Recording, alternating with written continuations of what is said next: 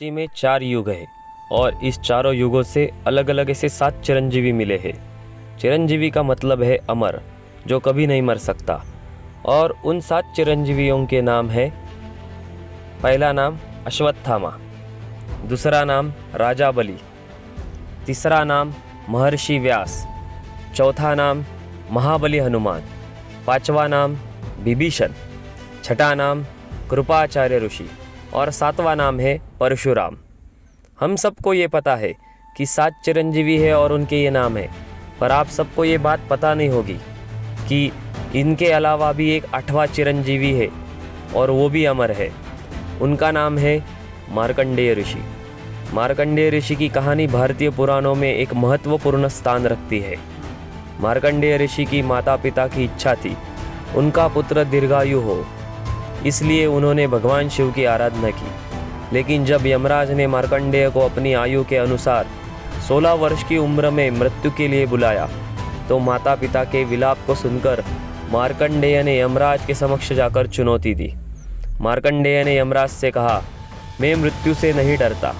यदि मैं शिव भक्त हूँ तो मुझे अनेक आशीर्वाद से जीवित रहना चाहिए। यमराज ने उन्हें चेतावनी दी, लेकिन मार्कंडेय ने अपने इरादों में अड़िग रहते हुए शिव का ध्यान करना शुरू कर दिया।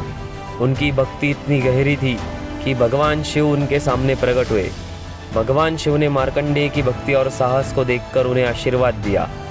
उन्होंने यमराज से कहा, इस भक्त को छोड़ दो, इसकी भक्ति अद्वितीय है। मैं इस भक्त को अपनी एक सांस की उम्र दे रहा हूँ। यमराज ने हार मानकर मार्कंडेय को छोड़ दिया। इस प्रकार मार्कंडेय ने मृत्यु को पराजित किया और शिव के अटल भक्त बन गए। मार्कंडेय ऋषि की इस कहानी में भक्ति, साहस और विश्वास की महत्वपूर्ण शिक्षाएं हैं।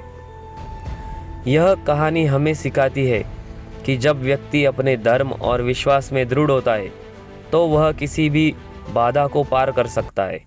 मार्कंडेय का नाम आज भी श्रद्धा से लिया जाता है और उनका चरित्र हमें प्रेरित करता है कि हमें अपने विश्वास के प्रति हमेशा अड़िग रहना चाहिए। इसके बाद मार्कंडेय ऋषि ने अपने ज्ञान और तप से अनेक ग्रंथों की रचना की। उन्होंने मानवता के कल्याण के लिए अनेक उपदेश दिए। उनकी आराधना से लोग अनेक प्रकार की कठिनाइयों से मुक्त होते थे। इस प्रकार मार्कंडेय ऋषि की कहानी हमें यह सिखाती है कि सच्ची भक्ति और साहस हम किसी भी संकट का सामना कर सकते हैं। उनका जीवन एक उदाहरण है कि ईश्वर की कृपा सदैव भक्तों के साथ रहती है।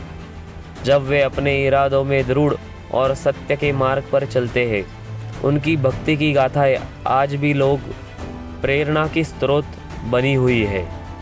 धन्यवाद।